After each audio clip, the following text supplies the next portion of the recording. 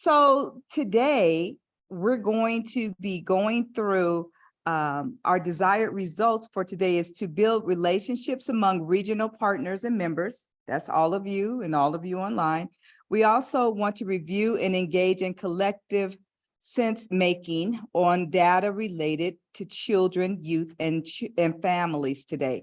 So that's our objective. We're also going to practice connecting data related to children, youth, and families to systems and the 6 conditional system change. That's our objective for today. Last week, just briefly, we went over data, not last week, week before last, we went over data mats relating to housing, houselessness, and we went over some data information and numbers and how it pertains to those who live in the Antelope Valley in our region. We also went over the economy and we went over economy and employment.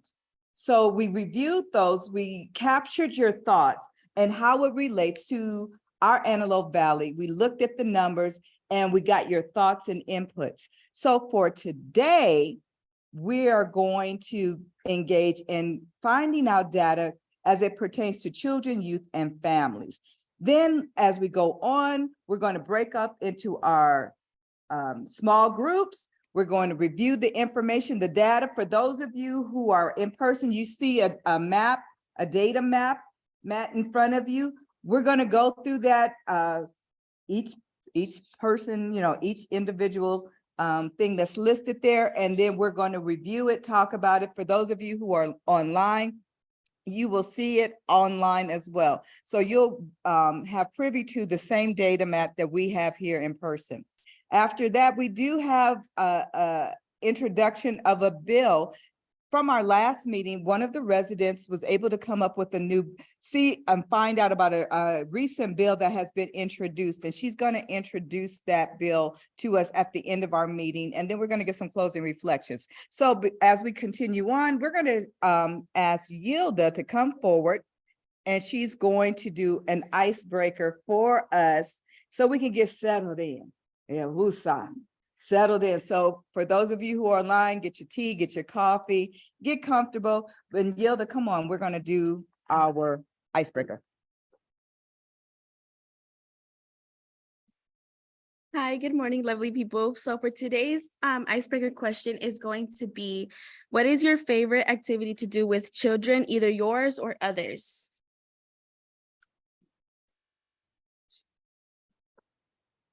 I'm going to repeat it. Oh, the mic. I missed it.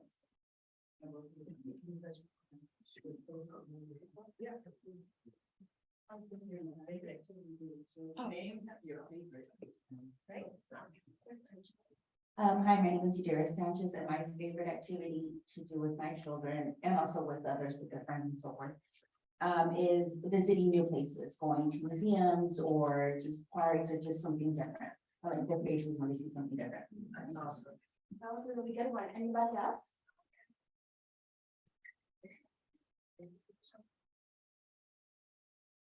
Hello, good morning. My name is Jolita. I have an 11-year-old daughter, and something that I like to do with her is self-caring, meaning like getting her nails done, going and getting the mani-pedi, our hair done, and then going home and doing facials because she likes to do that. So Self-care is important. Those types of people don't like to. I'm Diana Couch with the Alternative Survivors Project. And we have, I don't have any young children at home anymore. However, a lot of grandchildren, and we love to read.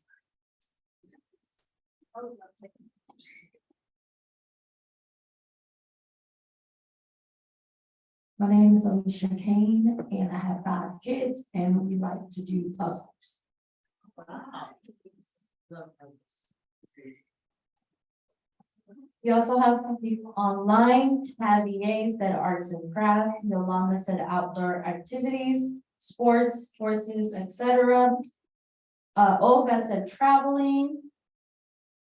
Maximino said taking my nephews to the amusement parks and movies. Tess said walking to the store and teach them nutritional choices. Suzanne said quality time, going out, visiting family. And we got a lot more baking with my little brother, play with Nerf guns and with my sister, playing games with my nephew. Thank you, everyone online. Cooking, his little cooking too. Yes, thank you everyone for your participation. Thank you, everyone. That was so cool. Yeah. I love shopping and doing girly stuff with my grandkids too. Except my grandson who likes to play football with me. I don't get that, but okay. I'm gonna let that go. At your table, at each of the tables and online, you will be provided with our meeting agreement. So I'm gonna just invite someone from each table. If you would mind just reading one or two of our meeting agreements, we'll go around. That way, everyone is engaged. No, the meeting agreement, very center, the blue, pretty blue one. The pretty blue one, yeah, at the beginning.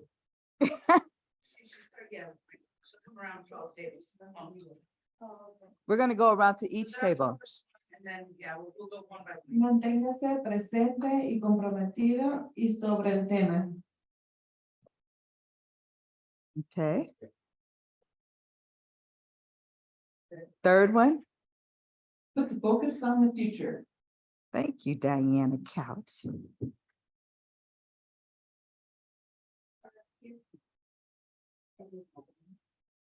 Be authentic yourself.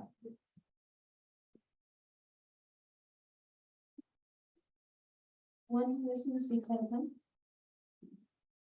Agree to disagree respectfully. Finish your sentence, not your paragraph. My favorite one. Step up, step back. Thank you. Hey, Kelly.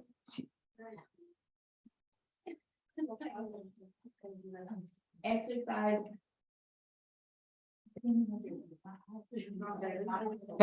Help a girl out, help a girl. Potentiality when necessary. Be patient and open to technology. Right here with you. Keep your video on if possible. Mhm.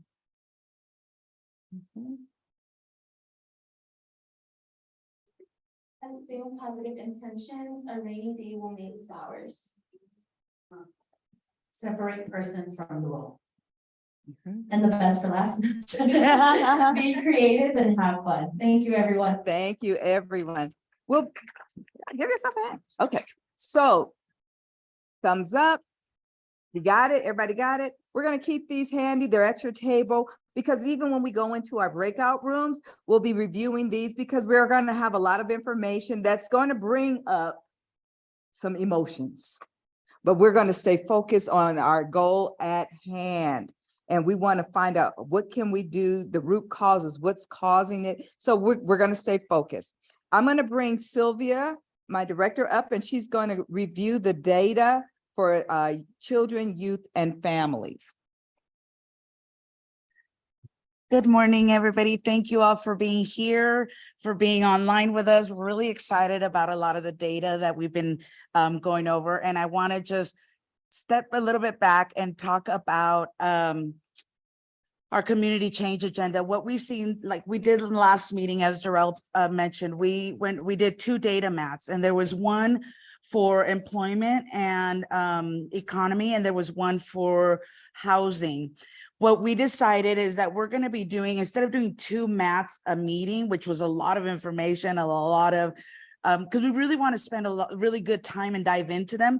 We're going to be just doing one at a time. There's still quite a few we have to go through. We still have mental health. We have just overall health. We have the educational system. We have the criminal system. So what we're doing, and for those of you that are new, that I just want to put this out there, is Right now, what we're doing is we've chosen 10 domains, and the domains were chosen by the information and surveys that the community has taken of areas that really are in need in the Antelope Valley. And so what we wanted to do, we wanted to then create an overview. We can't collect all the data on every domain, because if not, we would be needing books, right? And months to be able to do that. But what we want to do is we want to do overviews on these specific domains. And the number one thing we need to remember is that we, as Best Start, we are funded by First 5 LA. So really what we have is that a lot of our focus is around children and families and youth. And so as we look at these domains and you're looking at this data, you're going to keep in mind that how does that affect the families of the Antelope Valley? How does that affect children? And overall, we may not be parents, or we may be grandparents, aunts, friends, uncles. The reality is that at some point, all our voice and all our experience does make a difference on what we're like our community change agenda in terms of our focus. Because I think overall we want a healthy Antelope Valley community. Overall, we want better places, better systems changes for our families and our children. So once we go through all of the domains, we will then most likely around August, we will do a travel back on all the data. And then at that point, all the Best Start members will then choose 1 or 2 domains that is going to become our primary focus as Best Start. Once we choose that primary focus, from there we begin to work on what our community projects are going to be, how we're going to start making some systems changes. So there really is like a process that we're taking. So we really appreciate all the time that everybody's putting into that. But that was part of really why we also decided to do just one data mat a meeting. It gives you a little more time to a conversation. Like today, we're going to actually have like a full hour of the groups really getting into the conversation about this kind of data. Before we start that, I just want to review the approaches that we're doing on evaluation. If you can go to the next slide. Okay. So what we've chosen is that there are 2 types of evaluation approaches that we're utilizing. As you can see on the slide, these are empowerment evaluation and community-based participatory action research. Now, both of these approaches have a high degree of community participation and ownership. And the core elements of both of these approaches include community ownership, capacity building, inclusion, social justice, and equity. They are community-based, action-oriented, and really encourage a lot of participation. These approaches really do call for intentional data use. And as you see, this is where the data mats come in. For this reason, and again, for the next couple of months, we will continue to talk about the data interpretation and analysis of how we're going to be able to prioritize what our focus will be. Another reminder real quick is that, and we've been talking about this in the next slide, please. We've been talking about this in all our meetings, is really about how we really utilize and are guided by the 6 conditions of systems change. And what this means is that there are certain conditions that keep us in place that don't allow us to do systems changes, and they vary from what they are. But really what we want to do is start impacting these conditions, make movement on these conditions so they don't hold us in place from either inequities or oppression or other things that don't allow us to move ahead. So what we'll also be doing is we'll be sharing this slide with everybody that's here and virtually. So you'll have this information if you want to look at it a little bit more. But really what we want to do is we're going to be spending most of our time today just reviewing and making sense of this data. We want to make sure that we remember that this data, a lot of this data comes from the census. And so a lot of the data is from like 2017 to 2021. So don't let that discourage you in terms of thinking that the data may not be accurate. What we have to take a look at is that if we're seeing these numbers, imagine how much higher they are for the next census, right? Our numbers for 22 and 23 are going to be a lot higher. So just keep that in mind. But we also want to just focus about how we want to start looking at the overall picture, how the systems are affecting this. We're not blaming communities. We're not blaming certain people. We're looking at it, how the systems continue to keep us, like I said, either oppressed or keep us from not making changes or keep us from not moving ahead, right? So we want to focus on reflection. We want to focus on learning. We want to uplift your lived experiences because that adds so much meaning to the data. And we always want to make sure that you really, really do understand that your experiences matter. Just in terms of systems change, one of the things we know, if you look at the bottom of this upside down triangle, we also know that some of the hardest areas and conditions to change are the mental models. And we know that because these are the areas that we've either grown up thinking things this way or we've grown up doing things this way. And so as human beings, that's one of the toughest areas that we encounter in terms of changes. So I want to keep us in that area. We're trying to now change models. We're trying to change the way we think. We talk about when we talk to people and we hear like, oh, it's always been like that. It's never going to change. That kind of talk is not for here. That kind of talk is outside that door.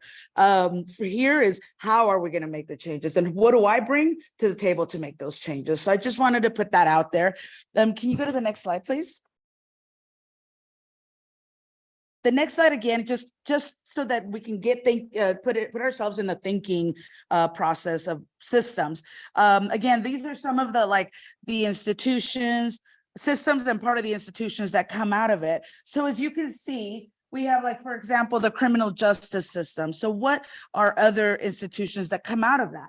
We have courts, we have the police, we've got prisons. So again, these are just examples so that we can keep in our minds that some of the stuff, like if there's an issue that we have with some of the data, Matt, let's look at it at what system is affecting that. And that'll be part of the activities you'll see as we're looking at this.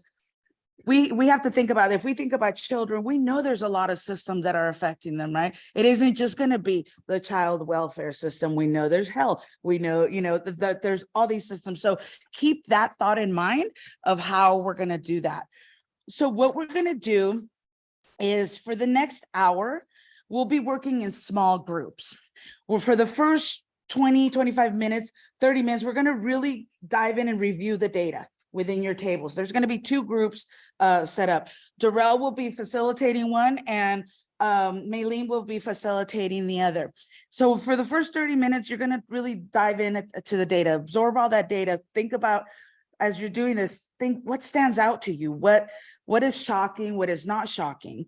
And then what's going to happen is as you're reviewing the data, then your facilitators working with you will start writing on the boards. And for the people online, you'll be in the Jamboard virtually. But our first question is going to be, what stands out? What is it, what's something that you didn't know, or maybe it's just new to you, or what's really shocking? And then after that, the next part of the conversation is going to be about what systems affected or play a part in this, play a role in this issue. Then what'll happen after all the groups are done having those conversations, we'll come back as a full group, and then we'll have a brief share out on what we discovered, what was new to us, and really just sharing the conversations that are happening. So we'll do that. And the other thing I wanted to make sure you know that all the little boxes that are sitting around that you'll see on the table, those are for each one of you. Make sure you each get one before you leave. They're just little presents. We are celebrating Child Abuse Prevention Month. So there's little things around. Please make sure you grab some of that. And we'll just give a few seconds to get everybody set up virtually. And then Stephanie will put everybody into breakout rooms. And what we'll do is those two tables will be one group. And then this to the right, these two tables will be another group. Okay. Is there any questions?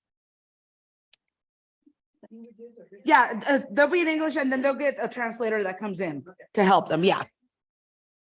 So are we ready for the breakout rooms? Okay, awesome. Start diving into.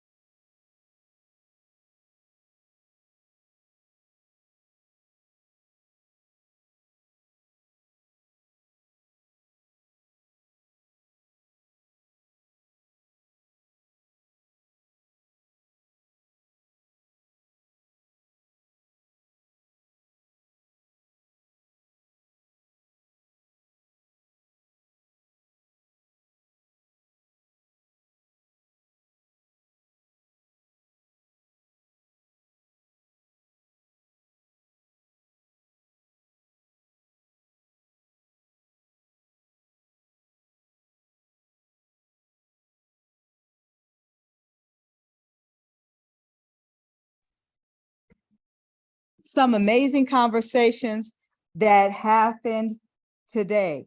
How many of you really got some pertinent information that's kind of transforming and be able to discuss it with your family, friends, neighbors, folks in the grocery store, just at the beauty shop? You'll be able to share this information. We're just getting started. We're just getting started. I hope those of you who are viewing us online were able to get into some deep information, just sharing conversations, because we didn't want to stop it. Stephanie kept messing me up. It's like, we had 10 minutes left. I'm like, man, we're not done. Thanks a lot, Steffi. She says, you're welcome. I kept you on point. So right now, we're going to, is there anything else I need to bring them? Just want to share out Oh, how share some out? people are feeling about this. I have a couple of announcements towards the end, but we want to go through and really just share out what people did Okay. online, what people did here. I think if I can talk for at least for our group, I just feel like there's Yeah, okay, I'll go there. come on up here, Sylvie, come stand by me. I know, I was just saying, like, I think that, and I feel it in every group that we do. But I love, and I feed off of the passion, the need for learning, the teaching that is Mhm. happening within our, I mean, we're sitting here talking about resources and sharing Yeah, resources yeah. and maybe something we weren't aware of, or just, to me, this is community. To me, this is how community connects.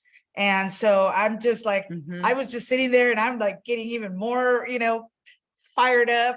But I really do, I do feel like this is how people in Yeah. general are feeling with this. And we want to continue to have these kind of conversations with the data. People online, we want to make sure that you have these same experiences in terms of seeing what this data is saying about our community. For those online, we continue to say, come and be in person, meet people, but we're still going to be providing obviously the meeting and online. But maybe let's see what other people want to say. Yeah. Who wants to, where's the mic? Here's a mic. Microphone. So anyone want to share just something that stood out to you in your group, something that resonated? Yes, my helper in the back.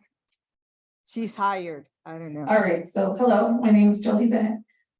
Something that I think the group and all of us agreed on is, does the community know about these services? How are we getting these messages out to the community, or these resources? How do they know? That's it, like, how can we let them know we're here to help them? Okay.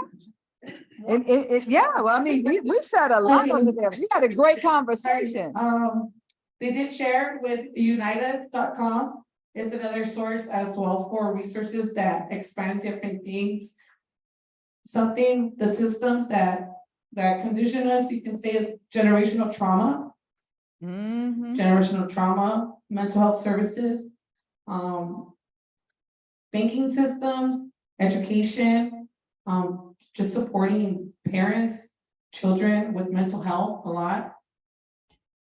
Yeah. The things that we noticed a lot was when we got to the with foster youth, there was a huge gap in percentages from our children of color, to white children. The families don't have enough resources to help them, and it's sad because our parents, they're struggling, so they'd rather give the babies away so they won't struggle. But if we were able to provide resources to help them, to give them mental health for moms that are going through postpartum depression, give them the resources to help them, they can be better parents. They'd rather stay with the babies, so there's a lot of change coming, like a whole wave that's coming. Let them be prepared because we're here. That's right. All right. Anyone else in this group? How about this group? I know you're not all of a sudden shy. Okay. See, no, don't go there. Don't go there.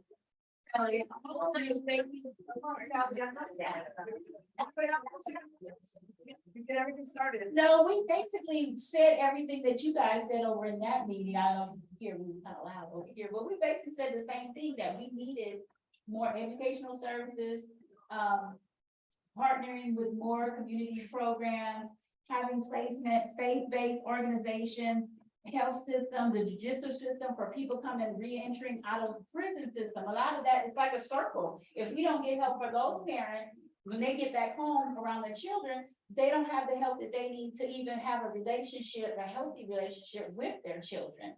And talking about education, literacy, and financial literacy, a lot of these people don't know that all of these programs are there for them to help them to get out of this cycle. That just because grandma had a Section 8 certificate, my mama had one, I don't have to have one as well. I mean, thank God for these programs, but this is not a lifestyle. And some of them have made all of these systems a lifestyle. We have to change that, or our numbers are just gonna keep getting bigger if we don't change it.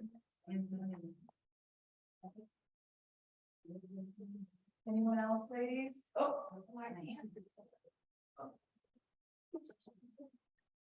One thing that we talked about is teaching our young teens trades. getting, instead of just schooling, they need to have some, sit along with the plumber, some out with the carpenter. Let them start learning skills that they eventually can use as jobs, because, and then we talked about neighborhood. I call it bargaining, where you may have a plumber live in your area, and maybe they'll contract for you a lot cheaper, still doing a good job, but they're in your area, so it's bringing that in. And maybe at the same time, your teenager could work with them, so they learn something. Or your husband, something in that direction. I mean, we have a lot of women that are great in the kitchen. A lot of people that might be able to help with childcare, while some of the other women are doing something else in there. So if we knew what was in our neighborhoods, then we could depend on our individuals and barter. If you could take care of the weeds, maybe I could take care of thinking this, or cooking this, or things like that. So the mothers, the families that have people who have the service, seniors that have to have their meals made for them and things like that. We got people in the area that can do that well, if we can get the food to them. So maybe there's a way then for our food service people to, this is all community. And if we could do that, it'd be less expensive. The people who have problems with housing would be able to handle the housing a little better. And it's all in the community, so you get to know the community. And when you know people in the community, you're not gonna have the crime that you have now. And how many of you really know your next door neighbors? Yeah. I know mine. Look, I know mine. 3 minutes. If each one of us just went block by block where we live and knocked on doors Sylvia. and said, hey, what do you need? What's going on? I'm part of this meeting. We're trying to get resources for our community. What do you need? Even if we talk to 7 or 8 people, that 7 or 8 people times that by everybody in this room, we can really make an impact to find out what's going on and who needs what. Exactly. So we have a few minutes left. Denise, I know you want to say something? Well, one of the things that we were talking about was when we're looking at the children living below the poverty threshold and children without secure parental employment, how high the percentages were. And we were talking about how that affects the children when they go to school. It affects their self-esteem, it affects their mental health, it affects their interest in school. Because if they're not getting a meal at home, then they're not thinking when they go to school. If they don't have internet, they're not getting their homework done. And these children fall behind, and then some of these children end up in the system because then they go to school, they're not doing their homework, they're missing school all the time. And it's a cycle. And we really need to look at, she's talking about the generational cycles, but also generational poverty. And how do we help people get out of that? So that they're not, I grew up on welfare, and I made a decision as an adult that if I had to work 2 to 3 jobs, I was gonna work 2 to 3 jobs because I was gonna break that cycle with my daughters. Right. And thank God I did. So, we can. Yeah, and I think part of it too is this is what Best Start really relies on, is that we want to disrupt systems. Yeah. And we can't just go in there and knock on that door and say, okay, this is what we need from you. No, we've got to do blocks, and we've got to do Neighborhood. communities and then cities, and then that's really how, but it starts, with this little community here. One more, sorry. Oh, online. Somebody, okay. Okay. Yeah. Yeah, go ahead. Okay, we have 1 minute left to, I'll keep you. It's on? Yeah, okay. So our group online brought up many of the similar points. So we were just thinking things that stood out were like the actual number of fatalities in the AV just in 2022. Where there was 242 fatalities, and it could be maybe the lack of resources. And we focused a little bit on like Lake LA because they had a high number of the poverty threshold, but we were like, maybe it was limited resources, the local grocery stores, transportation in case of something urgent. It's hard to get from like LA to Lancaster and take your children for urgent needs or things like that. So we're just kind of focusing on the limited resources and how it's not equaling to what our needs are here in the AV. So some things that also we talked about were maybe the mandated reporting not being culturally sensitive, because we saw that there were higher numbers in the African or Latino ethnic groups. And then just how the mental health resources are tapped out and they don't accept new clients. So where do the caregivers go for that extra help or support? We talked about overburdened social workers, how maybe those numbers are just too high to the social worker where they can't really conduct more like vital like really checking in for those calls. And then we just really focused on how some of those numbers were really high for certain ethnic groups as compared to others. And then from East Lancaster to West Lancaster. So things like that. Thank you. Thank you. Thank you. Okay, so we're going to progress on. 2 weeks ago, we went over the data map concerning housing, economy, employment. That was intense. Shortly after that, I got a call from Denise Fawcett, and she says, guess what that just came across my desk, and I have this information. Have you heard of this bill? And I'm like, no. She says Senate Bill 567. So I asked her to bring it to the group, since we are investigating this data maps and how it pertains to us. So on each table, you should have a little slip of paper with Senate Bill 567 on it. And I'm going to have Denise come up, and she's going to just talk on what the bill is. Just briefly, come on, Denise. Just present what the bill is, and how if we get behind it or whatever. We're not here to promote anything, but this is information, and information knowledge empowers. So just share what you shared with me. So when we were together last time, our group was talking about how it would be good to have some kind of a cap on rent so that people don't get evicted because they can't afford their rent. And that same day, I got a phone call regarding the Senate bill. And what it does, it protects the homeowner against unfair evictions for renovations, family members moving in, etc. And it'll put the end to no fault evictions. You know how sometimes, and I know this happened to me, owner of a property will say, we want to renovate, we're going to do some upkeeps, and then they make you leave, but then they get somebody else in there to higher rent, or that they're going to have a family member move in. What this does, it protects protects the renter against that. It would also require, let's say the property owner says that they're going to do a major renovation, so you have to move out. They have to actually go and pull permits to show that they're doing that work. If it's going to take any more than 60 days, they also have to provide for you. So under the new law, tenants cannot be evicted unless the renovations would take more than 60 days and would be necessary for health and safety reasons.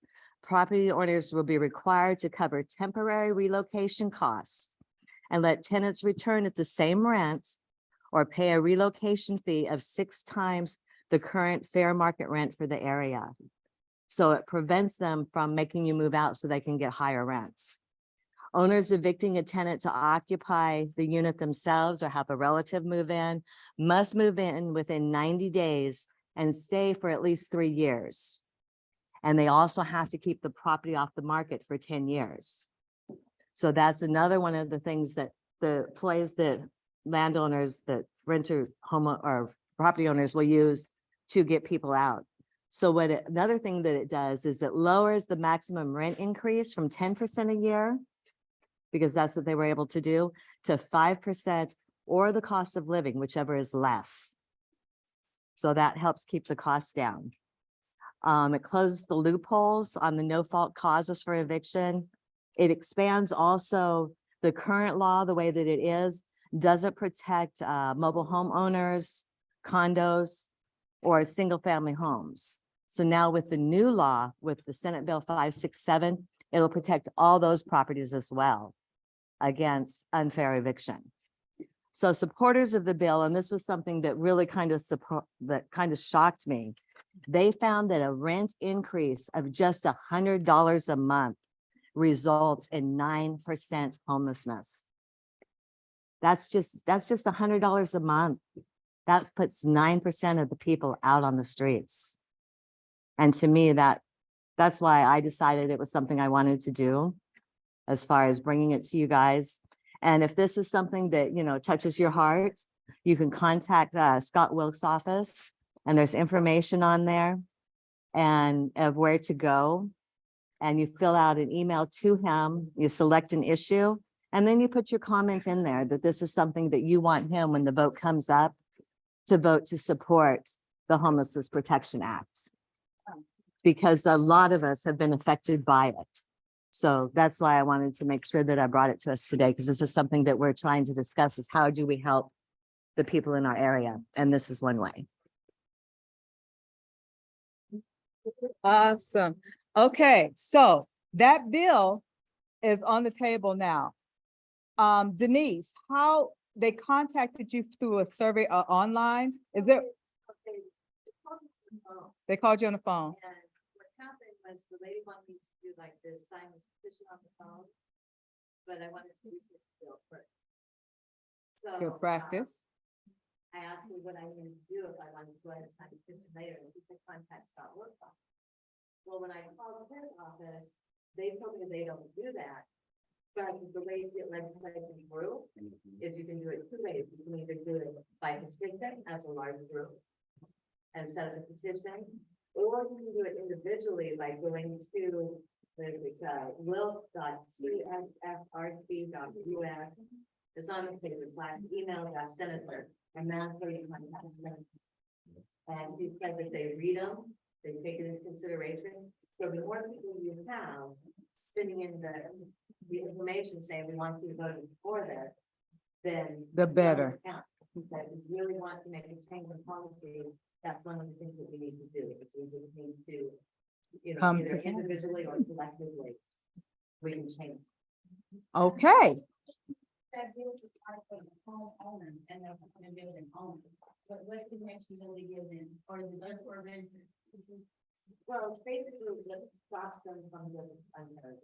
I mean, if they really need to move into their property, then they they, can move into the property. But if they're saying, we're gonna move into the property so that they can make part rent. Well, yeah, we're gonna protect them from unrepresented. But if you go through the Senate bill, and there's on here where you can go in and you can look at the text of the bill, and you can actually see what they took out of the bill, and it comes out in red. And then as you go down in blue, you can see what they added to the bill. So you can see where the changes were. Yeah. And probably owners are protected too. okay. Owners not. All right, so for those of you who are here, the bill Denise presented is online. You can investigate. And as you investigate, read through it, see if this is something that resonates with you, whether it's something you would say, you know, as a community, we need to do this or we need to do that. That would be something. This is why we do the data maps. This is why we went through the policy leadership academy. This because we want you to move beyond understanding what a policy is. How do you actively make a change? How do we begin to do some systems changing with some activity? So now you have something before you. You can go research it and then decide, you know what, we need to make a change in this. Blah, blah, blah, blah, blah. Let me get my Best Start family. Let me get my neighborhood. Let me get my family, my church family, my neighbors, my school board people, whoever. Let me present this to you, just like Denise presented to us, and then talk about it. Okay. Next, we have some closing reflections. Oh, Diana, before we do closing reflections, Diana, where's my mic? Diana Couch, come on down. You can be able to see me. We will. We can see, they got the camera on you. Turn around. Don't get behind my mic. Yeah, just press right. Sit right there, girl. You are in the spotlight. Wave at him, Diana. I'm Diana Couch. I'm with the Alternatives to Violence Project. We do workshops for people who are working on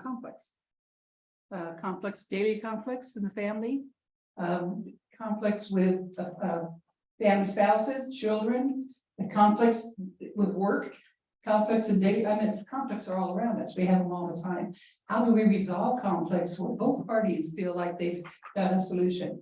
And this is a workshop, a 4-day workshop, that is particularly designed in a easy, fun way to learn about ourselves and how we handle conflicts, how we learn about listening, how is our listening? Are we good listeners? Do we need to know when to listen and when not to listen? Things like that. So this is a great workshop for parents, for any businesses, anytime that you are going to be working with other people and you find conflicts to be struggling. It's as I said, a 4-day workshop. It's in May. Is it 17th? Oh, it's up there? Yeah. Oh, May 22nd to the 25th. It's a 4-day, Monday through Thursday. It's 9 a.m. to 2 p.m. You will have lunch. And it's held in the Sycamores, which is over by the Palmdale Medical Center out in that area. So the 4 days, you have to attend all 4 classes. There's no charge for this one because it's being sponsored by the Violence Prevention Coalition, and also Vistart is helping us out. So we're very fortunate to have this offer to you. I have no problems with anybody registering through me. They have an Eventbrite link, that you can get into through Eventbrite if you'd rather. So you can do it either way, contacting me at my email, which is avpav. And that's Alternatives to Violence Project Antelope Valley, avpav at AOL.com. So you can register directly through me. I just need emails and know that they're going to be there for all 4 days. And then, or you can register through Eventbrite. And that link is also probably on the live on what's your website? Yes, it is on our website. Yeah, it's on the website too. So you can probably get to the Eventbrite through the Best Start website. I really recommend it. It's a fun way of looking at yourself. You share a lot with others. It's experiential in nature, so that we're doing a lot of sharing. It's not a teaching class, but more of a learning class, that type of thing. And I think we really enjoy it. And we're really looking forward to having a good group. So Sycamores has a great place for this. So I'm feeling very comfortable that we have lots of space and we can do a good job. So contact me or Eventbrite through Best Start, and we should be able to get a good group. Any questions on that? Did everyone get her email address? Yeah, I'll give it one more time just in case. My email address again is avpav, that's Apple Victor Paul Apple Victor at AOL.com. Okay, you can register through me. I need just an email and a name. I do take youth, and they work well with the adults. And so if you have some teenagers that are home and for some reason not in school, maybe they're homeschooled, this may be a great opportunity for them too. So it is something we're trying to spread out to the community so people have skills. Just a little bit more knowledge on how to handle those conflicts. And if you signed in today, the Eventbrite link will be sent to you. If you signed in here today, the Eventbrite link will be sent to you. Stephanie's going to send that out to you. Yeah, Yes. they've done a nice job putting it on Eventbrite, and that's a great way to sign up. And then we keep track of everybody there. Then just before the workshop, you'll get information from me again about definitely we're going on when this is where it is. And Eventbrite is over Auto Center Drive, just before you get to the Palmdale Hospital. Oh, on 10th Street. Sycamore. I'm sorry. Sycamore is. Thank you. I got And you. you go into turn left on Auto Center Drive off of 10th Street West, and it's in that shopping area. Yeah. It's in the back left corner, and you'll park behind it. And there's a door that'll be there for us to go into. So that's Monday, Tuesday, Wednesday, Thursday of the 22nd? 22nd through the 25th. 22nd to the 25th. We had a question in the back. Yes. Let's go with, I'm gonna post this on my social media, and is there a link or something like? For social media? On Facebook, we're on Facebook, and but it refers you back to our website, which is www.avpav, my favorite, .org. Okay, and that has a website that's listing all of the workshops. And the workshops there, so they could. Yeah. These ones are free. Yeah, and they're all listed. Right, They are. so you would take a basic workshop, which is next month, and if you wanted to go to the advanced workshop, that's the month after. And then we even have opportunities for people who want to become facilitators, and that's the third workshop, which we can talk about then. But I do train people to become facilitators. We are all volunteers. Awesome. Yeah, Yay, thank you, Diana you, Couch.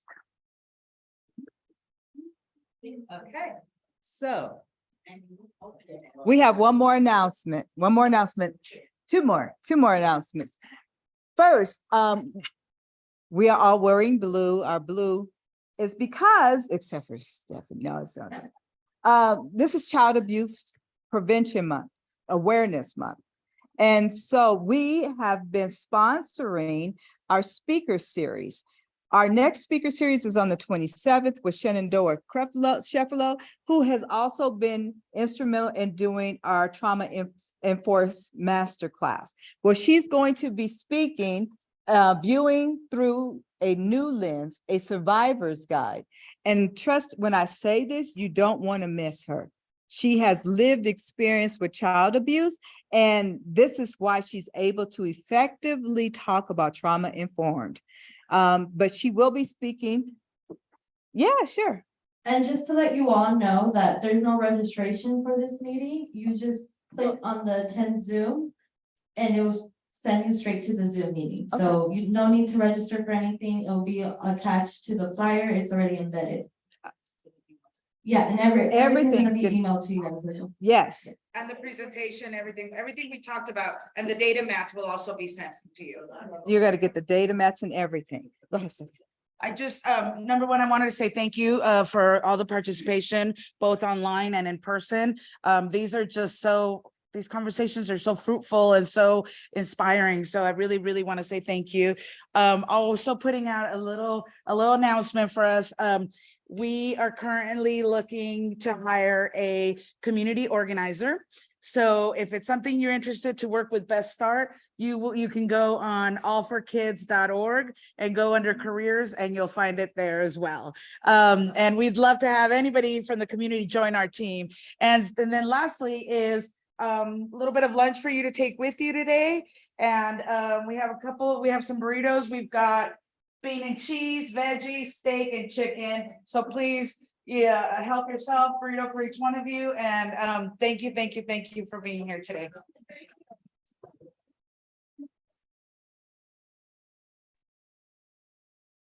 Thank you, everyone. So for that, as you prepare to go, before we go online, I just want you to type in the chat box and in person, one word that describes the experience or the information that you received today, how it resonated with you, everything that we talked about today. Give me one word that would describe, or two. Sometimes it's hard with one word. 2 words of what resonated with you with today's information and today's meeting. And if you're online, you can do the waterfall. When I said 1, 2, 3, drop it. And we just gonna go around the room, drop it. Don't drop it like it's hot, because you might not be able to pick it up. Just say it out loud, 1, 2, 3. Inspire, positive, informative, enlightening, eye-opening. Say it, girl, in Spanish. Yeah.